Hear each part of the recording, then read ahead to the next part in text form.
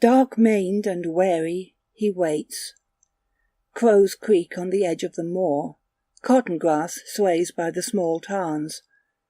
The world is not as asleep as it should be. He is iron-shod and ready.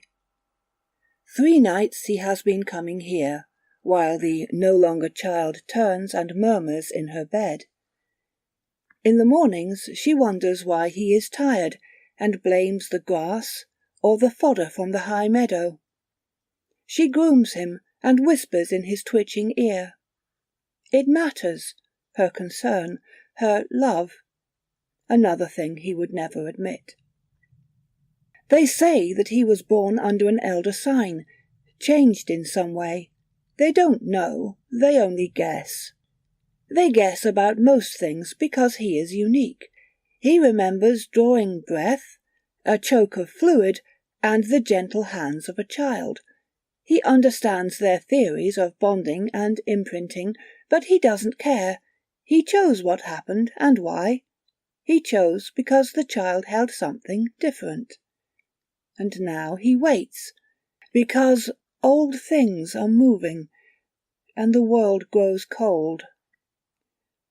Chitter, whispering down the past ways, they slide through choices and out of the half-world, onto the bleak moor, snapping at each other's sides and mouthing foulness. Hungry for failure and hopelessness, thirsty for small pains. The children of angles and corners are loose, and they must play. He is an edifice, 4 pillars of taut muscle.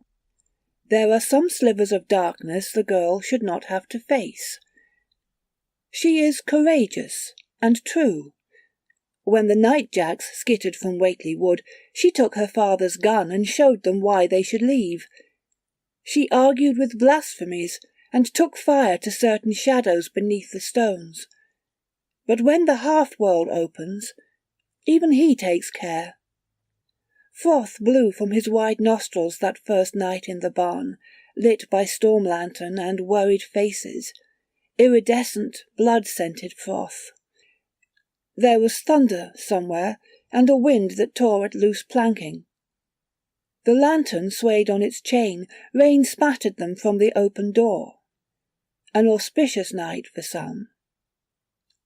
"I shall call you Mr. Bubbles," she said as she wiped his nostrils, his twitching limbs. "My first pony." Even then he could have killed her with a single kick. It had occurred to him, in the early years, her affection was a burden, a kind of debt he owed her. Or it should have been. Instead, he felt an uncomfortable warmth when she groomed him, a shudder in his massive heart when she was at risk. Humanity did things that were inconvenient. Her humanity, of course, not his. Those days were strange, all blankets and currying brushes. This field, not that field. And a halter. When he tore the stake from the ground and shredded the halter rope, they got the message. Here, yes, and staying for a while, but never tied here, never bound. She saw that, though her parents were less sure. Patting his muzzle, she threw the rope far away, opened every gate. "This is your home, boy," she whispered. Clinging to the cotton grass, claws wrapped round stalks and stems, narrow heads lifting, out of the half-world to play, soft pipes and changelings, curdled milk and blood on the bed-sheets. The children of angles and corners, as alike to the fay of folk tales, as a cleaver to a butter-knife. He considers the world and the half-world that is coming. These are balefire nights. More than the low moon lights the crags, flushing wings that should not beat from the burned heather. A dead fox stirs, unable to rest, its white bones gleaming in the tough grass. The owls do not call. He knows these times, and is here because there are certain matters he never shares with the girl, Sandra. This is a confluence of wrong places, the place she calls their home. A more sensible people would have fled, but these are Wold's folk, centuries rooted. He has tried to explain it to her, but she has something called spirit, pluck, an old virtue which stops her from seeing the worst, even when it claws at her face. "Don't worry, boy, we'll see to it." And they did, mostly, but one night they might not, and he doubts that he will be the first to fall, which worries him, occasionally. He moves, a careful matter of one hoof, then another, testing uneven ground. There are rabbit ways and sheep trails, gullies where the wash from the crags make iron-brown streams. Small beaches line the gullies, the glitter of fine sand by moon and stars. Something calls out from the rocks above, and his ears lift, twitch. This is their time of sport. It isn't his first encounter, not that the girl knows the half of it. They come to test and tease and feed. They slide through nowhere and into the world of people. Soft, confused, stupid people. He has little love for humanity some days, but even less for the ones who come to prey on them. And there is Sandra, clear-eyed and best of breed. If they touch her, he will spread them, their thin limbs and their coppery blood, across an acre, 1,000 acres of this land. He will break them in ways they cannot comprehend. His own blood pounds at the thought, raising the red. He steps more quickly, wary of warrens and pits. For all his strength, a fetlock is a fetlock, easily caught in soft earth and twisted. The moor rises here in folds, beginning its broad journey to the horizon. There are spatters of light below and behind him, the farmhouse and then the village itself. His protectorate by association. That's how the girl seems to see it, anyway. Their music is a scrape on glass, a lost child's wail, forced through throats that do not quite exist. Their limbs twitch without sinews and bend where there are no joints. They see farmsteads and the flesh within, flesh that dances when plucked, fat where they are lean, sweetmeats for their soured tongues. A stretch of heather in purple fullness, lingering honey on the air, and he picks up his pace. They haven't seen him yet, because they long too much to slip into outhouses and worry the hens, set the dogs to running. There are memories and monstrosities in Whately Wood far more dangerous than these, but they know their place for the greater part. Even the night-jacks. Those who come tonight are older than most monsters, a land memory for the northern wolds. By a peat-stained tarn he gets their measure. The children of angles and corners, many in number and fell with purpose. Wire-thin, heads held high above the heather, they stare at the village below as they creep across the moor, rustling the reeds. In the cold, gathering night they pause now and then to hiss at rabbits, or their companions. Even their own are prey, if they weaken. And now they do see him. A few of those heads, almost triangular, turn. Scornful eyes regard him. A horse, a pony, a beast. Blind to their presence, surely, and elsewise powerless when the folk of the half-world come calling. Hoof and horn mean nothing to them. They turn back to snarl in pettiness, clambering one upon the other to be in the advance. Over rill and bracken, plucking ticks and beetles from the undergrowth, licking out the softness inside with tongues like blinded snakes. A night of them, a wash of them to remind the village what elf-shot once meant. They will thrill to the ways old folk shudder and sigh, brittle-boned and crack-jointed. They will feed on the moans of a babe too young to know why it hurts, and the sobbing of the bereaved. It has been a long time, and the children must play. He stamps on the soft earth, his breath a storm cloud. Are there too many of them? For a moment he remembers the girl's picture books strewn across the barn as she read to him when she was small. Lords and ladies, fine robes for the fey folk on their white horses, and bells jingling from every halter. Fairy mounds and courts of soft laughter. She coloured in one of the pictures. "Look, Mr. Bubbles!" Her blonde hair fell across her eyes, and she giggled. "A fairy king!" And here they are with eyes of curdled milk, with tiny needle teeth, a tumbling procession of hate and need, crawling and leaping down off the moor, slit nostrils quivering at the stink of tarmac as they come to the road. They spit and moan, but then they are on it, and eager. "Wouldn't if I were you." His words come from deep lungs, carrying on the cold air and wreathed in mist. The spike-limbed mass before him pauses. A beast sees them.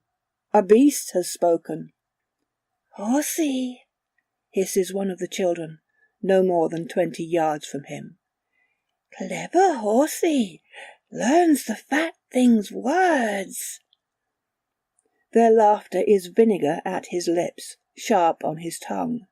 The girl does not know what her pony can sense, because he never tells her. He can taste her love, even now, and her loyalty. This is how he lives, how he survives pony shows and village fêtes. Ribbons in his hair and half the prizes because they worry what might happen if he doesn't get that bright rosette. It makes her happy. "Not your place, this." He tosses his head, mane black and wild, ribbon free. "Best go back." Laughter and menace, because they are the children of angles and corners, and this is merely a beast with a trick or two. Nothing to them, for they have claws that shred, and they see no harm in practice. He rears, tail swishing, and the red comes to him. She does not like these times, the girl, but she is not here, and these things are. Born under an elder sign, fearless and far-sighted, and keen for the fight, he has always been like this. They surge, 12, 24, chitter and claw as they come for him. If there is a fragment of sense in 1 or 2 of them, and there may be, it says that this animal, this pony, shows no sign of fleeing the half-world's hunger. And if they are a wrongness in human hands, then what is this that charges them, drumming the ground with its great hooves? The earth, which is not their earth, thunders under his coming, and the first of them, out from the pack, is dead. Cold iron, a horseshoe the size of 2 men's hands, slams into a narrow skull and makes it eggshell, broken eggshell, and another. Rear and kick, and he is in the middle of them. Their claws catch, drawing blood from his hide, but the cold iron drives down, shattering limbs, opening cramped chest. The children of angles and corners shriek and caper, slashing out at him, and blood pours from one of his nostrils, spraying hot on their cold skins. He takes a slicing cut to one side of his chest, but wheels round and kills another of them with a backward kick that makes 2 of it. They pull back a yard, 2 yards, but no more. He is the core of battle, a blackness waiting to be washed by a grey tide. "Go," he says, hooves planted 4 square, ready. "Not your place."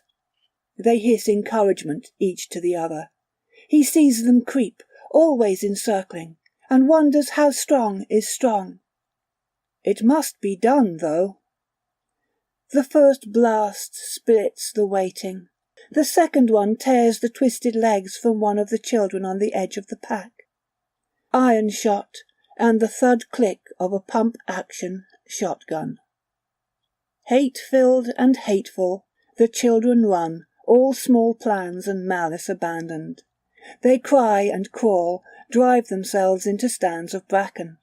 They call to the half-world, and the half-world answers, opening for them. chitter, slithering and weeping anger as they run for the past ways, to swear vengeance and tear their own wounded as they go, knowing failure. Leaving the moors, the children of angles and corners flee from a black-maned, iron-hooved monster. And another. He snorts up blood and turns to her. A slim girl with blonde plaits and an old combat jacket thrown over her shoulders. She peers into the darkness. "Why did you come out here without me? And what were those creatures?" Sharp words.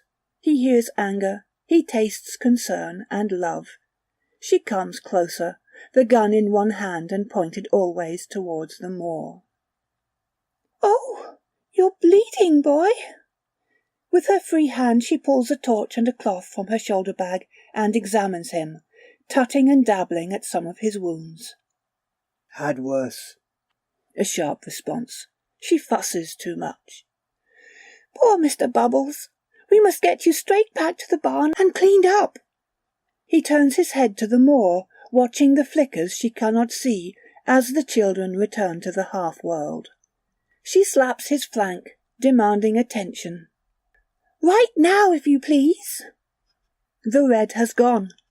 He whinnies, lowers his head, and follows the girl down to the farmhouse without argument. Far away, a dead fox settles and remembers how to sleep. He is her first pony. She will never need another.